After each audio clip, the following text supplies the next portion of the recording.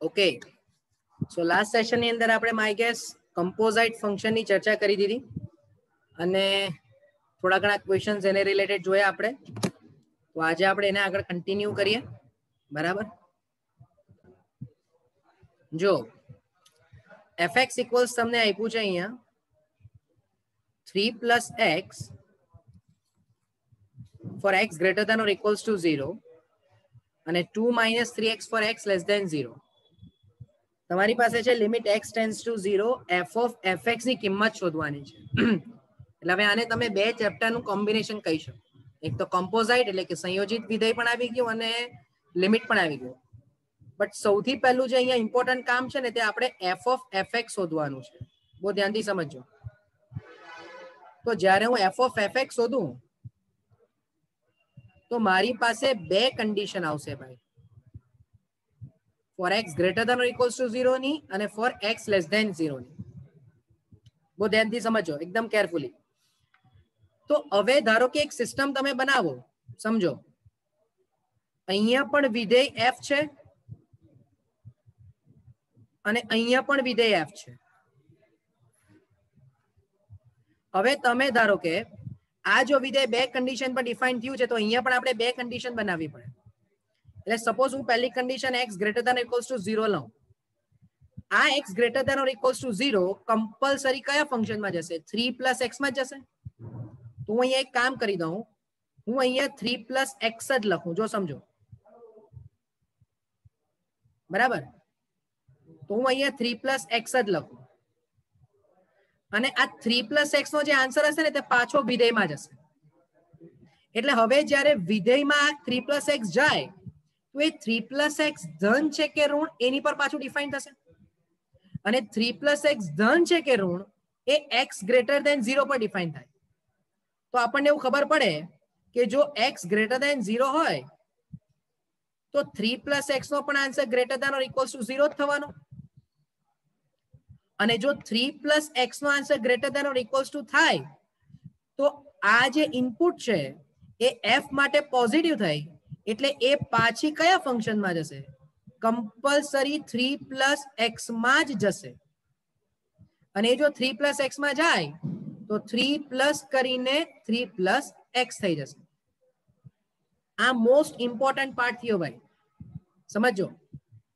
ફરીથી જો કોઈ બીજી સિસ્ટમ લઈએ, હવે ધારો કે તમે x ની કન્ડિશન <0 લઈને ચાલો છો અને એ ફરીથી f ના બે કન્ડિશનમાંથી કઈ ક્રાઇટેરિયામાં જશે? તો કે 2 - 3x માં જ જશે. હવે તમારે એવું ચેક કરવાનું કે <0 માટે 2 - 3x નો આન્સર પોઝિટિવ આવે છે કે નેગેટિવ આવે છે. તો સમજો કે જો હું x <0 લઉં તો -3x નો આન્સર પોઝિટિવ, તો 2 - 3x નો આન્સર પોઝિટિવ.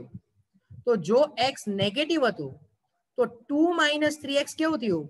પોઝિટિવ. તો એ હવે x <0 માટે 2 - 3x પોઝિટિવ, તો 2 - 3x કયા ફંક્શનમાં જશે? એ 3 + x માં જ જશે. સમજો. અને જો એ 3 + x માં જાય તો એ ફંક્શન શું આપશે? તો કે 3 +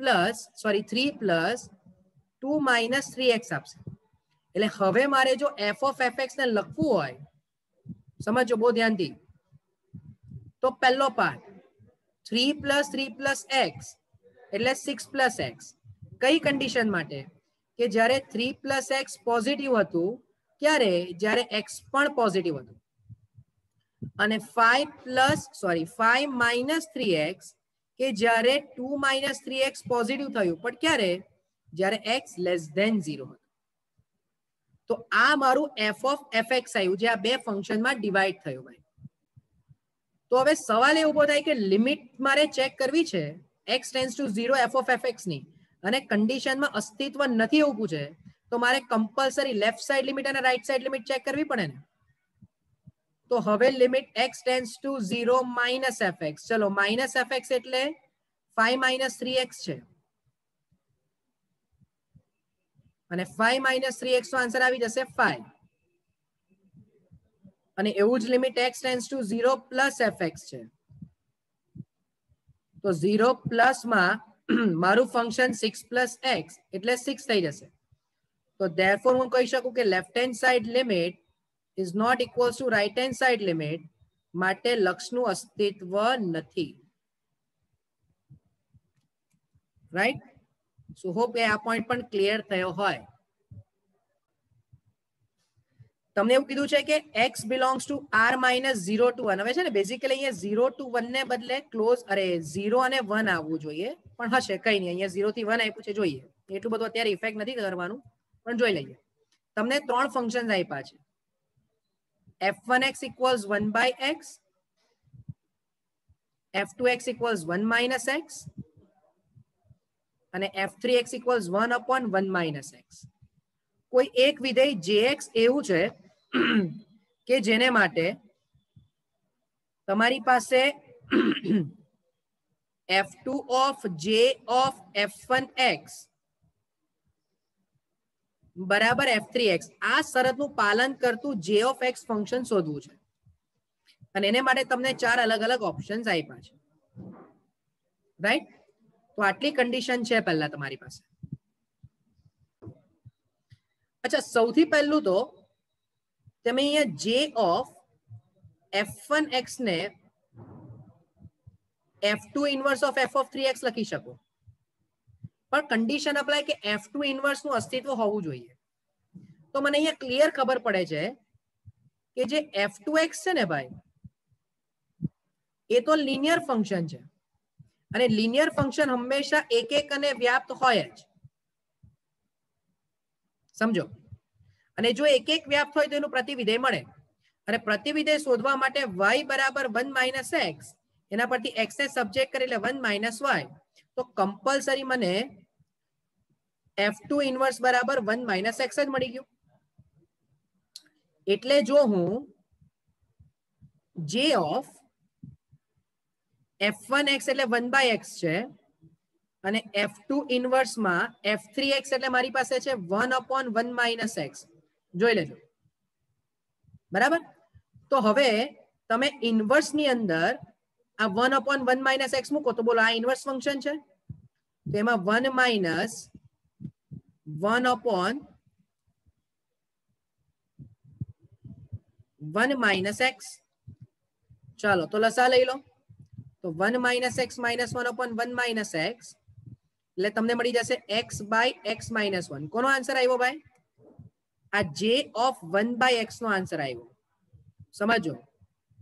હવે જો મને j નું વિધેય જોતું હોય તો એમ કહું કે replace 1 by x with x or કોઈ એક અનધર વેરિયેબલ, લેટ્સ સે t. તો માટે j of t શું થઈ જશે? તો કે ભાઈ તમે t ને રિપ્લેસ કર્યો 1 by x ને રિપ્લેસ કર્યો t થી, તો x ની વેલ્યુ થઈ જશે 1 by t upon 1 by t minus 1. તો 1 by t upon 1 minus t whole divided by t. So finally તમને j of t જે છે એ મળી જશે 1 upon 1 minus t, અને તમે ઓબ્ઝર્વ કરો તો આ તમારું f3 of t છે. અને તમને ખ્યાલ હોય તો સંકલનમાં આપણે એવું ભણ્યા કે વેરિયેબલ પર ડિપેન્ડન્સી નથી હોતી. એટલે ધારો કે j of t ના ફોર્મેટમાં ફંક્શન છે, તો 1 upon 1 minus t ને તમે સીધું f3 of t પણ કહી શકો છો. તો વ્યાપક રીતે હું શું કહી શકીશ કે મારું જે ફંક્શન છે એ શું જવાબ આપશે? મને f3 of x જવાબ આપશે. રાઈટ? જોજો હવે નેક્સ્ટ ક્વેશ્ચન ની અંદર છે gx ની વેલ્યુ તમને આપી છે x² + x - 1,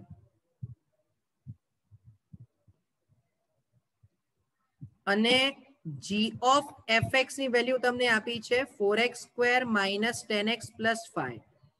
તો તમારે f of 5/4 ની વેલ્યુ જોઈ છે. હવે છે ને ભાઈ, આવા પ્રકારના ક્વેશ્ચન્સ ની અંદર વેરિએશન બહુ આવી શકે. કેટલા વેરિએશન આવી શકે સમજો. gx આપ્યું છે, g of fx ને બદલે f of gx આપી દે અને fx પૂછે, અથવા fx આપી દે અને ક્યાં તો g of fx પણ આપી શકે, f of gx પણ આપી શકે, અને gx શોધવાનું કે. સમજો? ચાર પ્રકારના ક્વેશ્ચન્સ આમાં આવી શકે. એક તમારી સામે દેખાય છે, બીજો મેં તમને કીધું કે g of fx ને બદલે f of gx આપી દે અને fx શોધવાનું પૂછે, અથવા fx આપી દે ને આ બે માંથી કોઈ પણ, ટૂંકમાં બે ફંક્શન એના બે પ્રકારના કમ્પોઝિશન પોસિબલ થાય, તો એક ફંક્શન અને કોઈ પણ એક કમ્પોઝિશન આપી દે, રાઈટ, અને તમારે બીજું ફંક્શન શોધવાનું આપે. હવે એમાં ફંક્શન બી પૂછે અને કિંમત બી પૂછે, જેમ કે અહીંયા તમને કિંમત પૂછી છે. તો જ્યારે કિંમત પૂછે ને તો થોડું તમારા માટે સરળ બને. જો હું બે મેથડ કહું તમને, સમજો, હું તમને બે મેથડ કહું. એમાં પહેલી મેથડ 1 જે આપણે ડાયરેક્ટ મેથડ સમજી લઈએ, બહુ ધ્યાનથી સમજો. તમને f(5/4) જોઈએ છે, તો હું સીધું જ આ કિંમતમાં f(5/) મૂકી દઉં, ચાલે? તો g of f(5/4) no meaning શું થશે? તો કે 25/16 ઓછા 10 5/4 વત્તા 5, એટલે અહીંયા 25/16 ઓછા 50/4 વત્તા 5. તો ટૂંકમાં અહીંયા 20 25 45 એટલે -5/4 આવ્યું.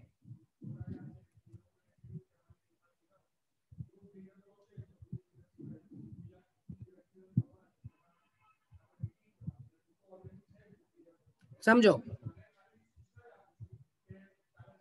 g of f(5/4) ની કિંમત -5/4 છે. બહુ ધ્યાનથી સમજો હે, જસ્ટ અ મિનિટ ભાઈ, જસ્ટ અ મિનિટ. તો હવે ડાયરેક્ટ આન્સર તમને કેવી રીતે મળશે? તો કે જો g of f(5/4) no answer -5/4 આવ્યો, તો ચાર ઓપ્શન માંથી જેનો પણ આન્સર, જે પણ f(5/4) નો આન્સર હશે, એ કિંમત સીધી g ના આપેલા વિધેયમાં મૂકવાથી તમને -5/4 જવાબ મળવો જોઈએ. પાછો ગુજરાતી ભાષામાં કહું, મેં શું કર્યું? મેં આપેલા વિધેયમાં x ની સીધી જ કિંમત 5/4 મૂકી દીધી. એના પરથી મને g of f(5/4) મળી ગયું. કેટલું? -5/4. હવે f(5/4) નો જે કંઈ પણ જવાબ હશે, એ જવાબ સીધો g ના વિધેયમાં જાય, આ વિધેયમાં, તો મને જવાબ -5/4 આપે. એ મારી f(5/4) ની કિંમત. પણ આમાં પ્રોબ્લેમ શું ઉભો થાય કે ચારે ચાર ઓપ્શન 1 by 1 ચેક કરવા પડે. એટલે આના પરથી હું એમ લખીને છોડી દઉં કે ચેક ફ્રોમ ધી ઓપ્શન્સ.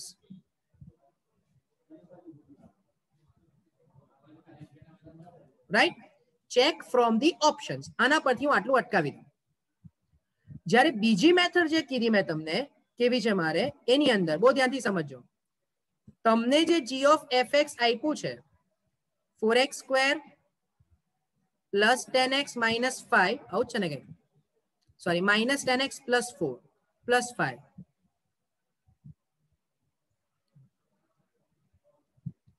તો એમાં જે g of fx છે એની કિંમત આપણે g માં મૂકી દઈએ, એટલે કે આ x². તો એમાં x ને બદલે fx મૂકી દઈએ, પ્લસ x ને બદલે fx મૂકી દઈએ, અને -1 મૂકી દઈએ, બરાબર 4x² માઇનસ 10x પ્લસ 5. હવે તમારો ટાર્ગેટ fx ને સબ્જેક્ટ બનાવવાનો. હવે ક્વોડ્રેટિક ઇક્વેશન હોય એટલે સબ્જેક્ટ બનાવવું થોડું ડિફિકલ્ટ થઈ જાય. તો હું એક કામ કરું, હું પરફેક્ટ સ્ક્વેર બનાવું, કારણ કે આ f નું ક્યુબ ક્વોડ્રેટિક ઇક્વેશન દેખાય છે મને. સમજો, તો અહીંયા આ fx પ્લસ હાફ નો સ્ક્વેર થઈ ગયો, અને -5/4 is equals to 4x² minus 10x plus 5 થઈ ગયું. હવે તમે સિમ્પલ x બરાબર 5/4 તમે આ વિધેયમાં મૂકી દો, તો f(5/4) પ્લસ હાફ નો square minus 5/4 equals 4 into 5/4 square minus 10 into 5/4 plus 5. તો f(5/4) plus half minus 5/4 equals, ચલો આ 4 ને 25/16 એટલે 25/4 ઓછા 50/4 અને વત્તા 5. તો ભાઈ મને એવું લાગે આની કિંમત ઓલરેડી આપણે ઉપર મેળવી લીધી. કેટલી? તો કે હાફ હોલ સ્ક્વેર બરાબર માઇનસ સોરી તો આનો પણ જવાબ તમે -5/4 જ મેળવ્યું તો ટૂંકમાં f of 5/4 plus half whole square નો આન્સર 0 તો ક્લિયર ખબર પડે મને કે આન્સર -1/2 એટલે જો હવે તમે ઓપ્શન માંથી સીધી -1/2 ને તમે g માં મૂકતે ને તો એનો જવાબ તમારો -5/4 આવતે જો ડાયરેક્ટ શોર્ટ ટ્રિક નો ઉપયોગ કરવો હોય તો અધરવાઇઝ આ તમને મેં જનરલાઇઝ મેથડ બતાવી સમજો તો ક્વેશ્ચન આવો હોય કે gx is equals to 1 plus root x અને અહીંયા હવે f of gx જ આપેલું છે જુઓ જે છે 3 plus 2 root x plus x તો fx શોધો ને ઓપ્શન્સ તમને આપી દે 1 plus 2x square 2 plus x square 1 plus x અને 2 plus x સમજો હવે આ સડન મને એટલે યાદ આવ્યો કે આ એના જેવો જ છે અત્યારે આપણે કર્યો અને મેં જે તમને 4 અલગ અલગ ટાઈપ કીધા એમાંથી જ છે જો gx આપ્યું છે આના પહેલાના ક્વેશ્ચનમાં બી gx હતું પણ એના પહેલાના ક્વેશ્ચનમાં g of fx હતું અહીંયા f of gx છે રાઈટ અને શોધવાનું તો fx જ છે તો હવે તમે આમાં કયા બેથી વિચારો કારણ કે આ તો બધું જ વેરિયેબલ આવી ગયું રાઈટ તો હવે એવું ટ્રાય કરીએ થોડું ધ્યાનથી સમજજો કે gx તમારી પાસે 1 plus root x છે ધારો કે હું કિંમત વિચારું જો હું ઓપ્શન પરથી જાઉં તો મેથડ 1 ધારો કે કોઈ કહે કે સર x બરાબર 4 લઈ લો ચાલો તો g of 4 નો આન્સર થઈ જશે 1 plus root 4 equals to 1 plus 2 equals to 3 આપણે બધી કિંમતો તો મેળવી લઈએ પછી જોઈશું કોનો કા કેવો ઉપયોગ થાય છે એ x equals 4 તમે અહીંયા મૂકો તો f of g of 4 equals બહુ ધ્યાનથી સમજો f of g of 4 કારણ કે મેં x equals 4 અહીંયા મૂક્યું 3 plus 2 root 4 plus 4 તો આ 3 plus root 4 એટલે 2 into 2 4 plus 4 તો આન્સર થઈ ગયો 11 અને તમને g of 4 ની ઓલરેડી કિંમત મળી ગઈ છે કેટલી f of 3 equals 11 તો આ તમારો આન્સર જુઓ તો હવે 4 ઓપ્શનમાં તમે x બરાબર 3 મૂકો અને જેને માટે 11 આવશે that will be your option એટલે ધારો કે હું પહેલા કેસમાં x equals 3 મૂકી દઉં તમારે f of 3 જોવાનું હવે x equals 4 ની જોવાનું મેં જે કીધું સ્ટુડન્ટ્સ એ કન્ફ્યુઝન ક્યાં થાય કે x equals 4 મૂકવા જાય પણ x equals 4 નથી મૂકવાનું તારું કોમ્બિનેશન તો x f of 3 નું આવ્યું ને તો તારા માટે f નું ડોમેન શું થઈ ગયો 3 થઈ ગયો તો તું 3 મૂક તો 3 મૂક તો 3 સ્ક્વેર 9 9 to 18 plus 1 19 તો આ નથી ઓપ્શન b મૂક તો 3 સ્ક્વેર 9 9 plus 2 11 તો એક આ પોસિબિલિટી આવી c મૂક તો 3 plus 1 4 નોટ પોસિબલ d મૂક 3 plus 2 5 નોટ પોસિબલ સો આ સિમ્પલેસ્ટ મેથડ થઈ ગઈ પણ મિસ્ટેક શું આવે ખબર પ્રોબ્લેમ ક્યાં ઉભો થાય કે ધારો કે આપણે x ની કોઈ એવી પોસિબલ વેલ્યુઝ લઈએ કે માઇટ બી તમને બધા ઓપ્શન્સમાં સેમ આન્સર મળે એમ તો ફંક્શન છે એટલે કોઈ એક વેલ્યુ માટે ડિફરન્ટ આન્સર જ મળશે પણ એવા તો ફંક્શન હોઈ શકે ને કે સેમ વેલ્યુ માટે બહુ બધા ફંક્શનના આન્સર સેમ થતા હોય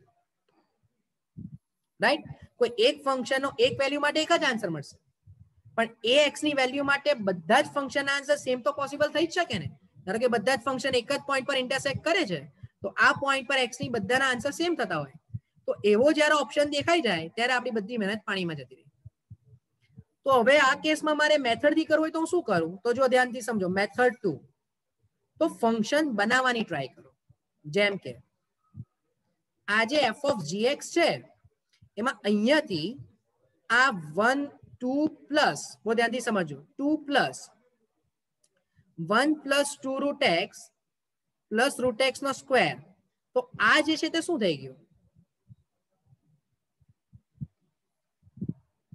તો આને તમે 1 પ્લસ રૂટ એક્સ નો સ્ક્વેર કહી શકો કે નહીં અને હવે મને એવી સ્ટ્રાઇક ગઈ કે gx બરાબર બી 1 પ્લસ રૂટ એક્સ જ છે તો જો હું એવું એઝ્યુમ કરું કે late gx equals 1 plus root x equals y તો therefore f of y બરાબર શું થઈ જશે 2 plus y square અને જો પ્રીવિયસ ક્વેશ્ચનમાં ડિસ્કસ કર્યું કે વેરિયેબલ પર તો ડિપેન્ડિંગ છે જ નહીં, તો f of y equals 2 plus y square લખું કે fx equals 2 plus x square લખું, બંનેનો આન્સર થયો તો એકનો એક જ. તો option is B. So both the methods are quite equal. સમજો નંબર ઓફ સ્ટેપ્સ જો તમે કાઉન્ટ કરવા જાઓ તો બંનેના સેમ જ છે, બટ કન્ફ્યુઝન ક્યાં કેવી ક્રિએટ થાય છે એ તમારે ચેક કરવાનું. જોજો x belongs to r x not 0, તમારી પાસે છે f0 of x 1 upon 1 minus x. Condition આપી છે f of n plus 1x f of 0 of fn of x. આવી કન્ડિશન તમને આપી છે. n ની વેલ્યુ છે 0 1 2 3 અપ ટુ ડેશ n સુધી. ક્વેશ્ચન જોઈને સ્ટુડન્ટ્સે ગભરામણ થઈ જાય કે સર 100 વખત એટલે કે f100 of 3 plus f1 of 2/3 plus f2 of 3/2 ની કિંમત શોધવાની. હવે બહુ ધ્યાનથી સમજજો. એક છે ને મગજમાં વિચારી રાખવાનું, એક પોઈન્ટ યાદ રાખવાનો કે જ્યારે બી આવું લાંબુ ચોડું ફંક્શન હોય ને એટલે કંઈ ને કંઈ ચોક્કસ રિપીટ થતું હોય. તમે યાદ કરો લાસ્ટ સેશન ની અંદર બી આપણે કેવો ક્વેશ્ચન જોઈ લો f of x વાળો, અને મેં એના પરથી તમને એક્ઝામ્પલ કીધું કે જો 2007 વખત પૂછાય તો 100% કંઈક ને કંઈક રિપીટેશન મળતું હોય. તો એ રિપીટેશન માટે પહેલા મને f1 તો શોધવું પડશે. તો f1 માટે જો આ કન્ડિશન છે ને એમાં પહેલું જો હું n equals 0 લઉં તો f1x equals જોજો n equals મેં 0 લીધો તો તમને f of x મળી ગયો. તો 1 upon 1 minus x, તો 1 upon ચલો f0x માં જ તમારે 1 upon 1 minus 1 upon 1 minus x મૂકવાનું. આ મેં કોની કિંમત મૂકી 1 upon 1 minus x ની, શેમાં f0 ના ફંક્શનમાં. તો એલસીએમ લઈએ તો 1 minus x upon 1 minus x minus 1, તો તમને x upon x minus 1 મળી જશે. કોણ? તો કે f1 of x. ચલો આ એક વખત ધ્યાનમાં રાખી લઈએ. અચ્છા આપણે પેરેલલી f1 2/3 ની પણ કિંમત મેળવી લઈએ. તો f1 of 2/3 ની કિંમત કેટલી આવશે? તો કે 2/3 upon 2/3 minus 1, એટલે આન્સર આવી ગયો 2. ચાલો નાવ હું n equals 1 લઉં તો મને f2 ની કિંમત મળશે. અહીંયા મારે n equals 2 લેવાનું, સોરી 1 લેવાનું, તો 1 plus 1 2. તો f2x is equals to f0 of f1 of x. તો f0 of x by x minus 1 એટલે 1 upon 1 minus x by x minus 1. અચ્છા એટલે અહીંયા જરા મિસ્ટેક છે. જો આમ એટલે x minus 1 by x આવશે, એટલે અહીંયા જરા આપણી વેલ્યુ ડિફરન્ટ થઈ જશે. એટલે 2/3 minus 1 upon 2/3 તો -1/2 આવશે. ઓકે, એટલે અહીંયા મારે ચેન્જ કરવો પડશે. એ જ રીતે અહીંયા પણ ચેન્જ કરવો પડશે.